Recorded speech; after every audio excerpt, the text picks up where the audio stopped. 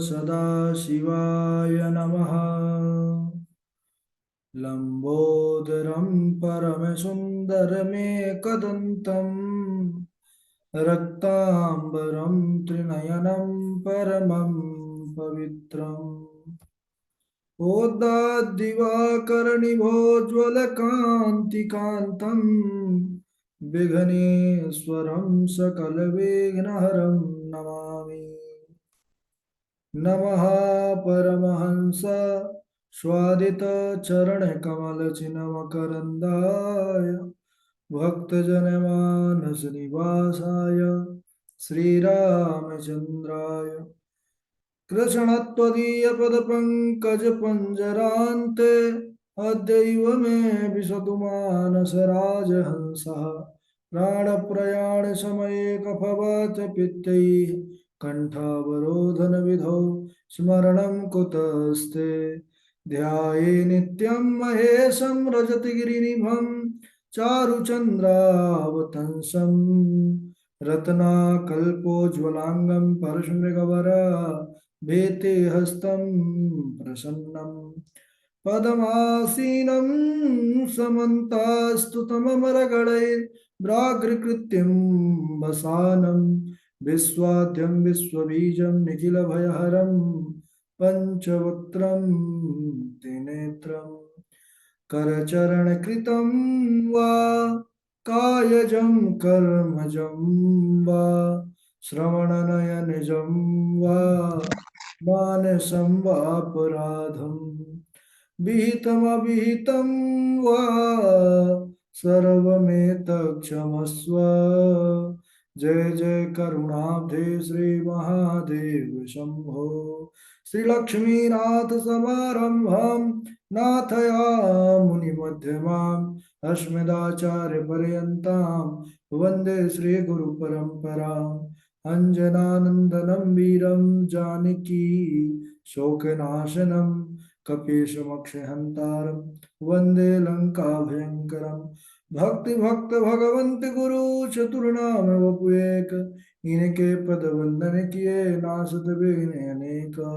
बोलिए सांब सदाशिव भगवान की जय, पावन शिव महापुराण की जय। परम मंगलमय परात्पर अखिलेश्वर अचिंत कल्याण गुणगण निधान सर्वेश्वर सर्वाधिपति, श्रेष्ठ आचरणवान प्रजा के सुखदाता विज्ञान के पूर्ण ज्ञाता देवाधिदेव जगत नियंता जगदीश्वर पंच तत्वोत्पादक विश्वेश्वर मंगल करता श्री श्याम सदाशिव भगवान के पावन चरणारविंदों पर कोटि नमन नतमस्तक वंदन एवं अभिनंदन। पराम्बा भगवती जगदीश्वरी शंकर शिव प्राण वल्लभा जगत जननी माँ जगदम्बा माता पार्वती जी के पावन चरणारविंदों पर कोटि प्रणति। शिवाय शंभु का यह शब्द में विग्रह शिव महापुराण को कोटि कोटि प्रणाम। समस्त भूतादिक सिय राम में सब जग जाने करहु प्रणाम जोर जुग पाने। हम सबका यह परमो सौभाग्य की शिव कथा मंदाग्नि पर अवगाहन कर यह शिव कथा सीखने का पावन लाभ प्राप्त कर रहे हैं। पूर्व में हम सब चर्चा कर रहे थे कि किस प्रकार बाबा हमारे बैरागी हो गए, दिगंबर हो गए। दिगंबरो बभूवाथ त्यक्त्वा गृहस्थ सद्गति, गृहस्थी को त्याग करके अब महाराज विरक्त होकर के इधर उधर भ्रमण करने लगे। इसके बाद वह कैलाश में आने के बाद जब समाधि धारण करते हैं और समाधि के परिश्रम के जो पसीने की बूंद निकलती है और वह पृथ्वी पर गिरी तो उससे एक बालक प्रकट हुआ जो लाल वर्ण का था, चार भुजाएं थी, बड़ा सुंदर स्वरूप था। और पृथ्वी माता उस बालक का पालन पोषण करती हैं। भगवान शिव की कृपा से उन्होंने कहा कि हे देवी, आपका ही पुत्र के नाम से यह विख्यात होगा। भूमि पुत्र फिर वही भौम कहलाए, धन्या तुम धरणी प्रीत्या पालयित सुतम मम। भोले बाबा ने कहा कि तुम मेरे इस पुत्र को तुम ही पालन पोषण करो और तुम्हारे ही पुत्र के रूप में विख्यात होगा। तो पृथ्वी के नाम से उसका भूमिपुत्र भौम हुआ। और वही भौम युवा अवस्था में काशीपुरी आकर भगवान सदाशिव की बड़ी आराधना किया। उसके बाद उसने शुक्र लोक से ऊपर का भी स्थान प्राप्त कर लिया। इधर ब्रह्मा जी कहने लगे कि हे नारद जी, ब्रह्मा जी नारद जी को कथा सुना रहे हैं पावन। और उधर सूर्य जी महाराज सनकादि ऋषियों को, सोमकादि ऋषियों को तो कहने लगे कि नंदीश्वर आदि जो मुख्य गण थे भगवान सदाशिव के, उनको साथ लेकर तप की इच्छा से भगवान सदाशिव हिमालय प्रदेश पर आए, हिमाचल नगरी पर। कहते हैं वह पावन शुभ स्थान को गए जहाँ पतित पावनी गंगा ब्रह्मलोक से गिर रही है। उस स्थान को अपने तप के योग्य एवं सुंदर समझकर एकाग्रचित होकर सदाशिव बैठकर आत्मचिंतन करने लगे। आत्मा त्वं गिरिजामति सहचरा प्राणम शरीरम गृह। तो उनके शुभ आगमन का समाचार वृत्तांत जब हिमालय को मिला, तब वह भगवान रुद्र के दर्शन के निमित्त वहां पर हिमाचल आते हैं। आकर भगवान शंभुनाथ को प्रणाम किया पर्वतराज ने, उनका पूजन किया। भगवान शंकर मुस्कुराते हुए कहने लगे कि मैं यहाँ पर तप करने आया हूँ राजन। तव पृष्ठे तपस्तप्तुं रहस्य ग्रहमागता यथा न कोऽपि निकटं समायातु तथा कुरु। हे शैलराज, मैं आपके शिखर पर एकांत में तपस्या करने के लिए आया हूँ। आप ऐसी व्यवस्था कीजिए, ऐसा प्रबंध कीजिए कि कोई मेरे निकट ना आ सके, क्योंकि तपस्या में एकांत की आवश्यकता होती है, किसी भी प्रकार का कोलाहल ना हो। तब हिमाचल राज ने महाराज हाथ जोड़ करके कहा कि निर्विघ्नं कुरु देवेश स्वतंत्र परमं तपः। हे देवेश, आप स्वतंत्र हो करके अपना तप कीजिए, कोई विघ्न आपके पास नहीं आएगा। मैं आपके सेवा पर हूं, मैं सब प्रकार से आपकी सेवा करूंगा। यह कहकर हिमाचल अपने घर को चले गए।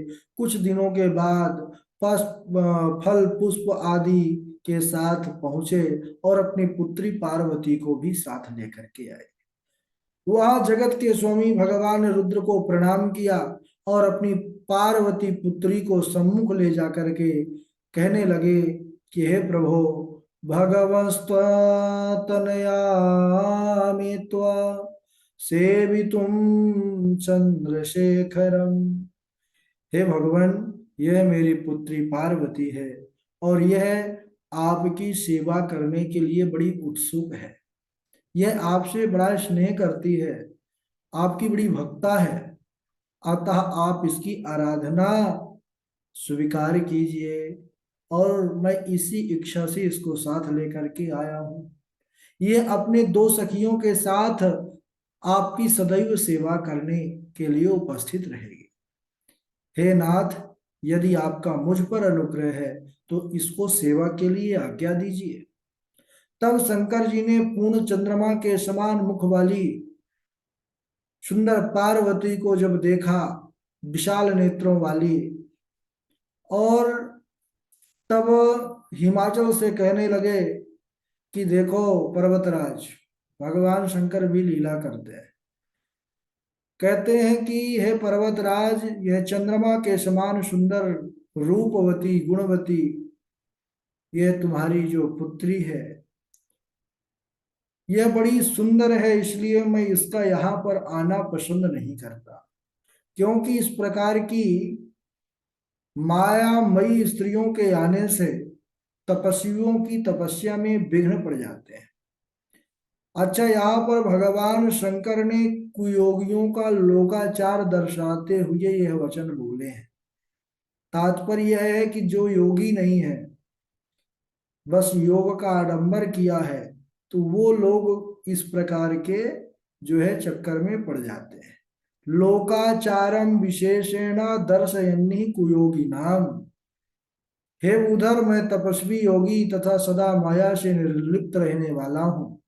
मुझे किसी से कोई प्रयोजन नहीं है। तब हिमाचल के इस प्रकार सदाशिव के वचन सुने जब, तो उनका मन अत्यंत व्याकुल हो गया। वह चिंतातुर हो गए कि यह तो जब सेवा ही स्वीकार नहीं करेंगे तो नारद जी के वचन कैसे सत्य होंगे। भगवान शंकर के वचन सुनकर मैया पार्वती जी बोली कि हे योगी राज, आपने जो कुछ भी पिताजी से अभी कहा है उसका उत्तर मैं आपको देती हूँ। हे अंतर्यामी, आपने एक महान तप करने का निश्चय किया है, तो क्या आपका जो तप है वह शक्ति युक्त नहीं है? यह शक्ति ही सब कर्मों की प्रकृति मानी गई है। प्रकृति यानी मूल, इसी से चराचर जगत की रचना पालन संहार हुआ करता है। हे देव, आप थोड़ा विचार करके कहें कि वह प्रकृति क्या है और आप कौन हैं। यदि प्रकृति ना हो तो शरीर तथा स्वरूप किस प्रकार होगा। यह सुनकर के सदाशिव ने कहा कि हे पार्वती, मैं तप के द्वारा प्रकृति का नाश कर चुका हूं। अब मैं तत्व रूप में स्थित हूं। साधु पुरुषों को प्रकृति का संग्रह करना उचित नहीं होता।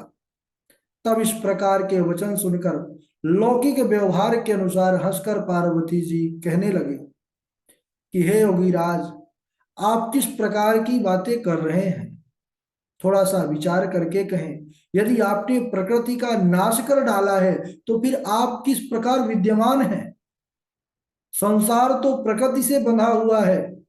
क्या प्रकृति का तत्व नहीं जान रहे हैं आप? सा चाहम पुरुषोस्मि त्वम सत्यम सत्यम न संशय। भगवती ने कहा कि मैं वही प्रकृति हूं और आप पुरुष हैं। यह सत्य है, यह सत्य है, इसमें किसी भी प्रकार का संशय नहीं है। आप मेरी कृपा द्वारा सगुण होकर के चेष्टावान हो, नहीं तो किसी भी कार्य करने में आप समर्थ ना हो सकेंगे। क्योंकि कोई भी कार्य करने में शक्ति यानी बल तो लगता ही है। तब इस प्रकार सांख्य शास्त्र के अनुसार श्री पार्वती जी के वचन सुन करके शिव जी प्रसन्न हो गए और हिमालय से कहने लगे कि हे हिमालय कन्या, यदि मैं माया से रहित परमेश्वर हूं तो आप श्रद्धा पूर्वक मेरी सेवा करने में तत्पर हो जाओ। हिमाचल भी बड़े प्रसन्न हुए, मैया भी बड़ी प्रसन्न हो गई। इतना कह करके सदाशिव हिमाचल से बोले कि अब हमें तप करने की इच्छा है और तुम्हारी कन्या के लिए आज्ञा है कि वह नित्य आकर मेरे दर्शन करे। यह सुनकर हिमाचल भी बड़े प्रसन्न हो गए और पार्वती को साथ लेकर अपने घर चले आए। उसी दिन से पार्वती जी नित्य भगवान के दर्शनों के लिए आने लगी। वह भगवान शिव का षोडशोपचार पूजन करती, उनके चरणों के धोवन का नित्य चरणामृत लेती। इस प्रकार पूजन करके वे घर लौट आती और ऐसे पूजन करते करते सज्जनों बहुत सा समय बीत गया। एक दिन सदाशिव इस प्रकार सोचने लगे, पार्वती जी को अपनी सेवा में तत्पर देख करके महादेव विचार करने लगे कि यह काली, यह पार्वती जब तप करेगी तब ही मैं इसको प्राप्त होऊंगा, क्योंकि भगवान शंभु बिना तप के नहीं मिलते हैं।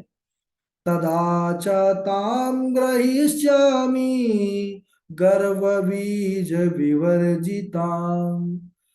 बोले कि जो सहजता से मिल गया हूं तो गर्भ रूपी जो अंकुर है यह तभी नष्ट होगा जब यह तप करेगी, दारुण तप।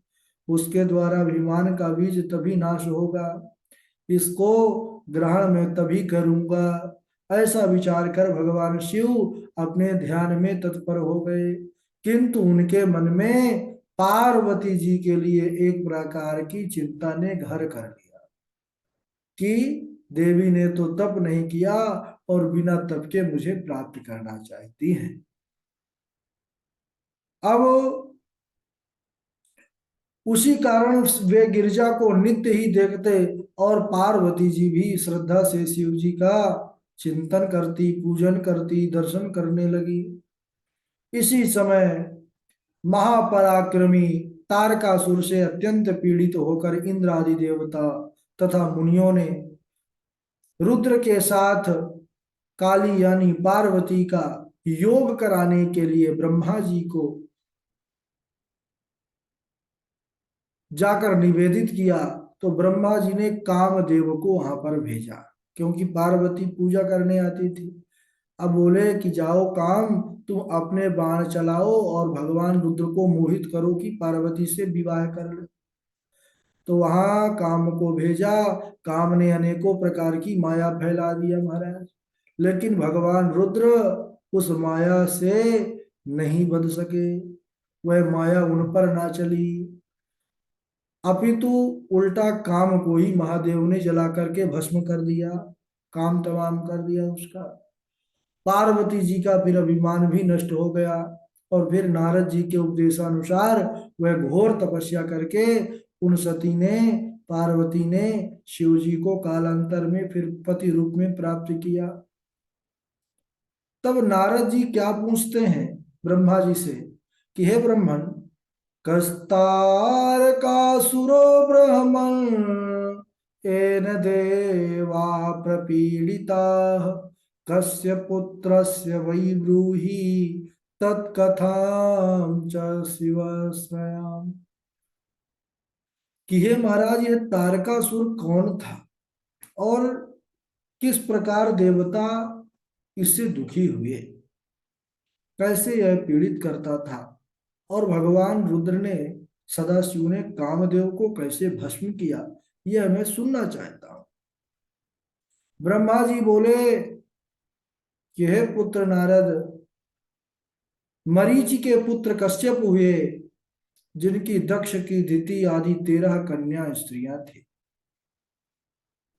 उन सब में दिति बड़ी थी। दिति से दैत्य हुए, अदिति से देवता हुए। तो उनमें से हिरण्याक्ष, हिरण्यकशिपु 2 बड़े भयंकर बलवान पुत्र हुए, और दोनों को भगवान ने मार डाला। एक को वाराह रूप धारण करके और दूसरे को नरसिंह रूप धारण करके मार दिया महाराज। हिरण्याक्ष को वाराह और हिरण्यकशिपु को नरसिंह रूप। तब पुत्रों के मृत्यु से दुखी होकर दिति कश्यप जी से प्रार्थना की। उनकी सेवा से उनको गर्व हुआ। इंद्र ने यह जानकर कि यह फिर से हम सबको सताएगा जो पुत्र होगा, तो उसके गर्भ में प्रवेश कर बालक के खंड खंड कर दिए महाराज। किंतु दिति के व्रत के प्रभाव से गर्भगत बालक की मृत्यु ना हुई। समय पूरा होने पर गर्भ से 49 पुत्र हुए।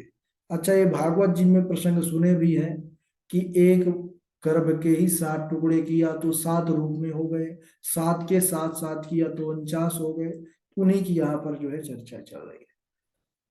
तो वे सब रुद्रगण हुए, वरुदगण। मरुत यानी भगवान रुद्र का ही संज्ञा है, और शीघ्र ही स्वर्ग चले गए। उसके बाद दिति फिर कश्यप जी के पास पहुंची और उन्हें प्रसन्न करने लगी महाराज, और शुद्ध मन से बड़ी तपस्या करने लगी, उनकी सेवा करने लगी। और उनकी सेवा से प्रसन्न होकर के महर्षि कश्यप प्रसन्न होकर के बोले कि हे दिति, मैं तुम्हारी सेवा शुश्रूषा से बड़ा प्रसन्न हूँ, वरदान मांगो। तो क्या वरदान मांगती हैं उसको हम अगले दिवस श्रवण करेंगे। आज यहीं तक। हाँ, अब जल्दी ही विवाह होगा भगवान सदाशिव का, है ना। हम सब विवाह पर सम्मिलित होंगे। चलिए, श्लोक कल वाले, कल तो हुआ नहीं था लेकिन परसों वाले जो श्लोक थे वही सुना दीजिएगा। हाँ, कार्तिक जी हैं, डॉक्टर साहब हैं, राजेश शर्मा जी हैं, धारणा चैतन्य जी हैं, और गगन जी भी जुड़े हुए हैं। तो कार्तिक जी सुना दीजिए।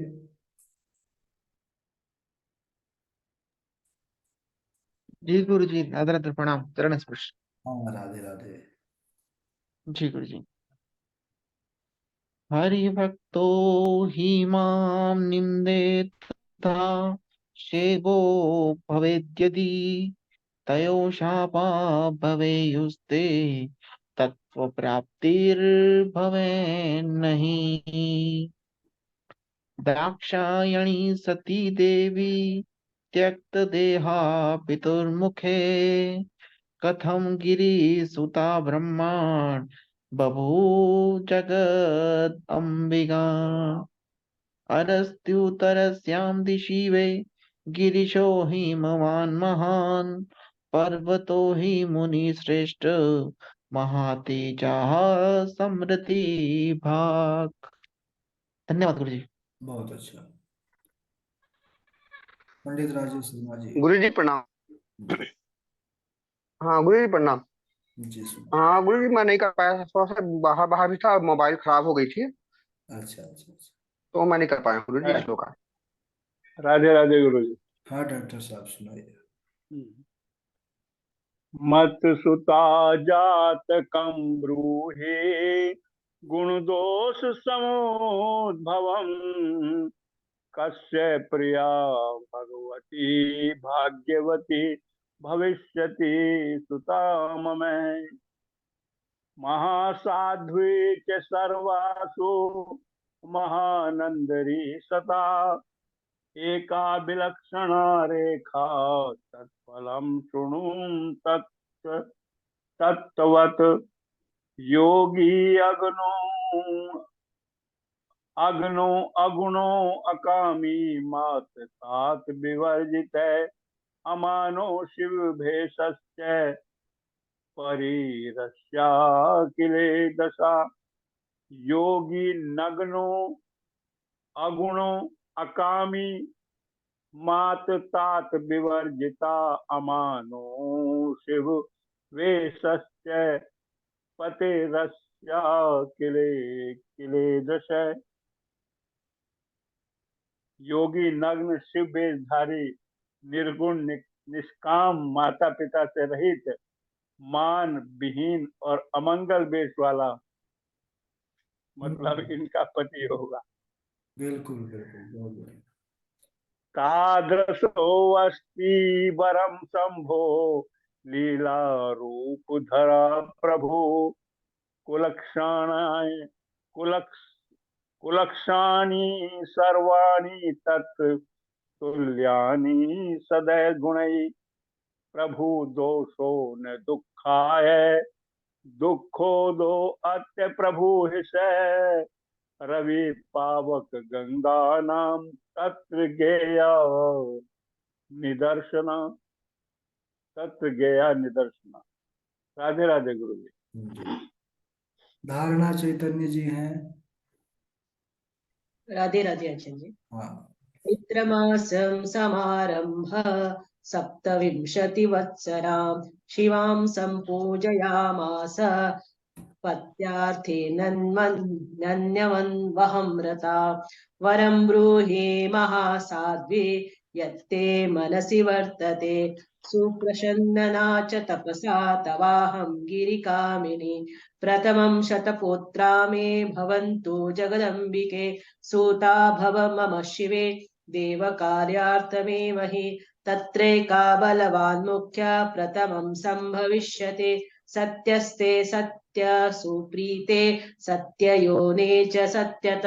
सत्यवक्ते सत्यनेत्रे प्रपन्ना शरणं च ते।